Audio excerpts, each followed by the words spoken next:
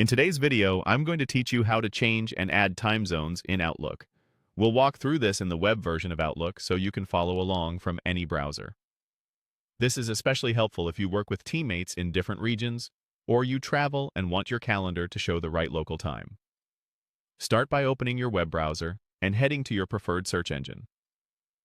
Type Outlook, then click the official Outlook website in the results to open your mailbox. Once your inbox loads, look to the top right corner and click the gear icon. That gear opens the Settings panel, which is where Outlook keeps appearance and calendar options. In the Settings panel, open the Calendar section. This is where you control how your calendar looks and behaves. Within the calendar settings, find the area labeled Time Zones. Think of this as the control center for how times are displayed.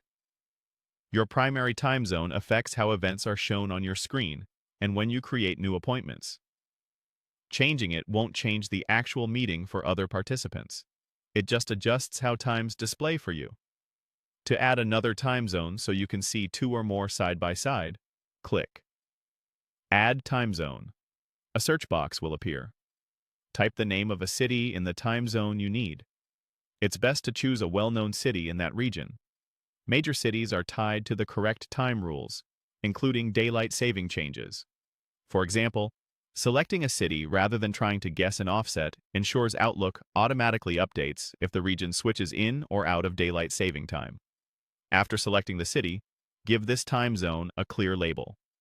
The label is what you'll see on the calendar's time column, so make it meaningful. Something like the team's location or a project name helps you instantly recognize it. Once you've picked the city and added a label, click Save. Saving is important. Without it, your changes won't take effect. After saving, return to your calendar. You should now see the additional time zone alongside your primary time zone, making it easier to compare times at a glance. This makes scheduling much simpler because you can visually line up meeting slots without doing mental math. If you need to adjust or remove a time zone later, you can come back to the same time zones area in calendar settings and make changes at any time. That's it.